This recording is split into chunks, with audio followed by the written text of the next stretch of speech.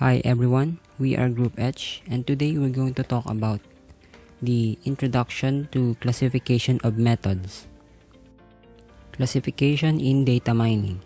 It is a data analysis task that process of finding a model that describes and distinguishes data classes and concepts.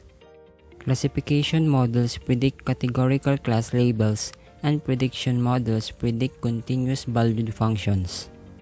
In other words, ang classification sa data mining is ginagamit para i-organize yung mga datang nakukuha. The goal of classification is to organize and category data in distinct classes. For example, dito sa image is ino-organize or kinakategory yung mga bola based on their colors. Classification is equals to prediction for discrete and nominal values. Sample cases. So here are the practical examples, use cases of classification in data mining. First is a bank loan officer wants to analyze the data in order to know which customer or loan applicant are risky or which are safe. So sa mga bangko, before nila hinahayaang mag-loan yung mga applicant nila is kinukuha nila yung background data ng mga customer nila. For example, si customer A is may trabaho siya, then capable siyang magbayad nung niloan niya. Then maaari siyang i-consider na safe. Halimbawa naman si customer B is walang trabaho, walang source of income, so maaari siyang i-considered as risky applicant.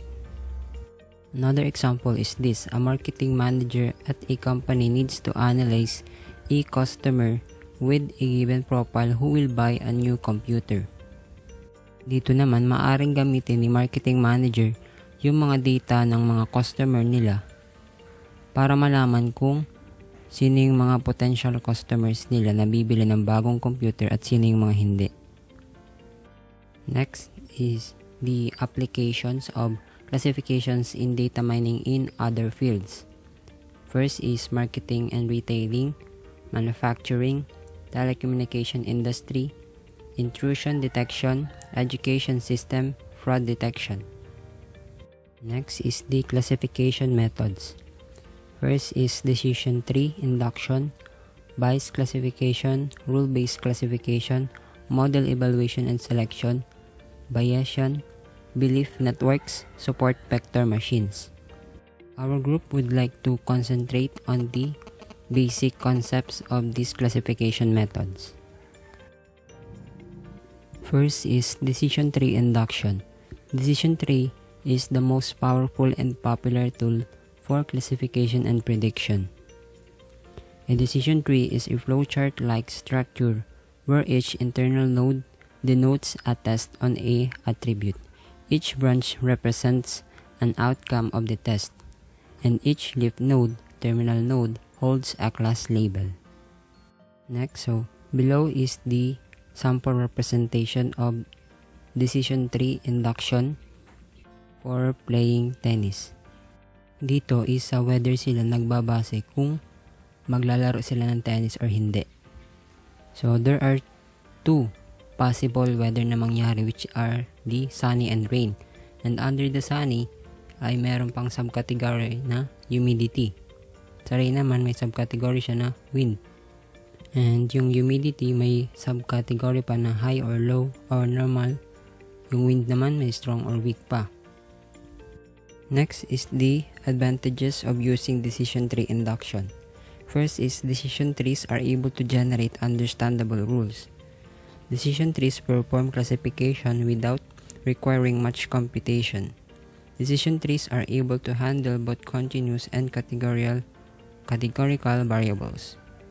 Decision trees provide a clear indication of which fields are most important for prediction or classification. Next is the disadvantages. Decision trees are less appropriate for estimation tasks where the goal is to predict the value of continuous attribute. Decision trees are prone to errors in classification problems with many class and relatively small number of training examples.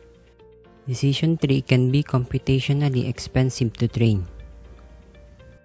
Next is the Bayes classification. Bayes classification uses Bayes' theorem to predict the occurrence of any event. Bayesian classifiers are the statistical classifiers with the Bayesian probability understanding. The theory expresses how a level of belief expressed as a probability. Bayes' theorem is expressed mathematically by the following equation that is given below. For example, merong laptop store na gustong i-compute yung probability kung si Juan ay bibili ng laptop. Given lang yung mga data from Juan na siya ay 22 years old, BSIT student at may monthly income na 8,000. Next is the advantages of using Bayes classification. This algorithm works quickly and can save a lot of time. Bayes is suitable for solving multi-class prediction problems. If its assumption of the independence of features holds true, it can be performed better than other models and requires much less training data. Bayes is better suited for categorical input variables than numerical variables. Next is the disadvantages of using Bayes classification. Bayes assumes that all predictors or features are independent, rarely happen in real life. This limits the applicability of this algorithm in real-world use cases. Its estimations can be wrong in some cases, so you shouldn't take its probability outputs very seriously. Our next topic is rule-based classification. And rule-based classifiers. This is just another type of classifier, which makes the class decision depending by using various if-else rules. These rules are easily interpretable, and thus these classifiers are generally used to generate descriptive models. This is the if-then format. If condition then conclusion. Example of that is if age is equals to youth and student is equals to yes, then by computer is equals to yes. Points to remember. The if part of the rule is called the rule antecedent or precondition. That is the if part. And then the then part of the rule is called rule consequent. The antecedent part, the condition consists of one or more attribute tests, and these tests are logically end. The consequent part consists of class prediction. The properties of rule-based classifier. First of all, this is the coverage. The coverage is the percentage of records which satisfy the antecedent conditions of a particular rule. The rules generated by the rule-based classifiers are generally not mutually exclusive. Example, many rules can cover the same record. The rules generated by the rule-based classifiers may not be exhaustive. There may be some records which are not covered by any of the rules. How to generate rule? Rule can be generated either using general to specific approach or specific to general approach. In general to specific approach, start with a rule with no antecedent and keep on adding conditions to it till we see major improvements in our evaluations metrics. While for the other, we keep on removing the conditions from a rule covering a very specific case. The evaluation metric can be accuracy, information gain like likelihood ratio, etc. The advantage of rule-based classifiers. As highly expressive as decision trees, easy to interpret, easy to generate, can classify new instances rapidly, performance comparable to decision trees. Also, if we convert the result of decision tree to classification rules, these rules would be mutually exclusive and exhaustive at the same time. Mutually exclusive rules, meaning classifier contains mutually exclusive rules if the rules are independent of each other. Every record is covered by at the most one rule. Exhaustive rules. Classifiers has exhaustive coverage if it accounts for everybody, every possible combination of attribute values. Each record is covered by at least one rule. Solution to make the rule set mutually exclusive. Ordered rule set, unordered rule set. Use voting schemes. Solutions to make the rule set exhaustive. Use a default class. The next one is model evaluation and selection. In model evaluation, is a method of assessing the correctness of model on test data. The test data consists of data points that have not been seen by the model before. In model selection is a technique for selecting the best model after the individual models are evaluated based on the required criteria. Resampling methods. In types of model selection, number 1 is resampling methods. Resampling methods, as the name suggests, are simple techniques of arranging data samples to inspect if the model performs well on data samples that it has not been trained on. In other words, resampling helps us understand if the model will generalize well. The next one is random split. Random splits are used to randomly sample a percentage of data into training, testing, and preferably validation sets. The advantage of this method is that there is a good chance that the original population is well represented in all the 3 sets. In more formal terms, random splitting will prevent a biased sampling of data. The third one is the time-based split. There are some types of data where random splits are not possible. For example, if we have to train a model for weather forecasting, we cannot randomly divide the data into training and testing sets. This will jumble the decisional pattern. Such data is often referred to with the term time series. The next one is k-fold cross-validation. The cross-validation technique works by randomly shuffling the dataset and then splitting it into k-groups. Thereafter, on iterating over each group, the group needs to be considered as a test set. While all the groups are clubbed together into training set, the model is tested on the test group and process continues for k-groups. Stratified k-fold. The process for stratified k-fold is similar to that k-fold across validation, with one single point of difference. Unlike in k-fold cross-validation, the values of the target variable is taken into consideration in stratified k-fold. Model evaluation and holdout. In this method, the mostly large dataset is randomly divided to 3 subsets: the training set, the validation set, and the test set. In training set is a subset of dataset used to build predictive models. In validation set is a subset of the dataset used to assess the performance of model. Built in training phase, it provides a test platform for fine-tuning models, parameters, and selecting the best performing model. In test set, or unseen examples, is a subset of the dataset to assess the likely future performance of a model. If a model fits the training set, much better than if it fits the test set, overfitting is probably the cause. In cross-validation, when only a limited amount of data is available to achieve an unbiased estimate of the model performance, we use k-fold cross-validation. In k-fold cross-validation, we divide the data into k subsets of equal size. We build models k times, each time leaving out one of the subsets from training and use it as a test set if k is equal to sample size. This is called leave one out.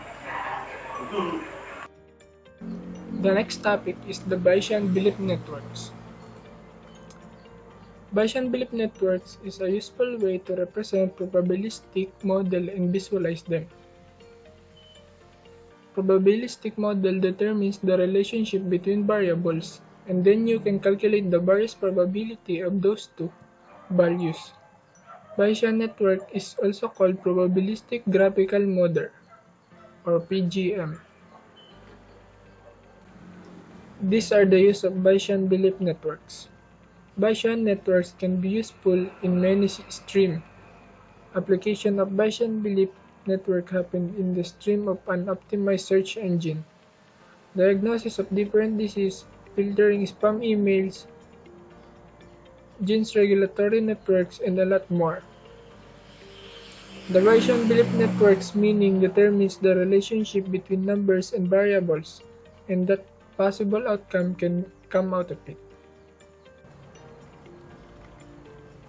These are the functions of Bayesian belief network. Each node represents the random variables, and the variables can be discrete or continuous. Directed arrows or arcs correspond to the causal relationship between variables. These directed links connect to the pair of nodes in the graphical model. In these links, one node directly affects the other nodes, and if there is no direct links, the variables are independent of each other. Consider this example. Let us take 3 random variables. A, B, and C. A is a dependable variable on B, and C is a dependent variable on B. We can define the conditional dependence as A is conditionally dependent upon B, like probability of A given B. C is conditionally dependent upon B, like probability of C given B. We know that C and A are dependent of each other. We can also define the conditional independencies as A is conditionally independent of C, probability of A given B, C. C is conditionally independent of A, probability of C given B, A. You will notice that the dependencies are mentioned in the presence of independent variable. A is independent of C conditional, but it is dependent on B conditionally in the presence of C. We can also define the independence of A given C as the dependent variable conditionally in the presence of B, as unaffected by C and can be calculated from A given B alone. Probability of A given C, B, is equals to probability of A given B. You will see B is not affected by A and C and has no parents. So you can determine the independence of B from A and C as probability of B, probability of A and B, and probability of C given B, or probability of B. The last topic is the support vector machine. SVM or support vector machine is a linear model for classification and regression problem. It can solve linear and nonlinear problems and work well for many practical problems. The idea of SVM is simple. The algorithm creates a line or hyperplane which separate the data into classes. In the picture, the mixed data goes to SVM and separate the data into classes. At first approximation of what SVM do is to find a separating line or the hyperplane between data of two classes. SVM is an algorithm that takes the data as an input and outputs a line that separates those classes if possible. Let's begin with the problem. Suppose you have a dataset as shown and you need to classify the red rectangles from the blue ellipses. Let's say positive from the negatives. So your task is to find an ideal line that separates this dataset in two classes, says red and blue. Let's take some example lines. The green colored line and the yellow colored line. The line we are looking for is the yellow line. It's visually quite intuitive in this case that the yellow line classifies better. The green line in the image is quite close to the red class. Though it classifies the current dataset, it is not generalized line, and in machine learning, our goal is to get more generalized separator. According to the SVM algorithm, we find the point closest to the line from the both classes. These points are called support vectors. Now we compute the distance between the line and the support vectors. This distance is called the margin. Our goal is to maximize the margin. The hyperplane for which the margin is maximum is the optimal hyperplane. Now that we understand the SVM logic, let's formally define the hyperplane. A hyperplane in an n-dimensional Euclidean space is a plot. n-1 dimensional subset of the space that divides the space into two disconnected parts. That's all, and thank you for watching.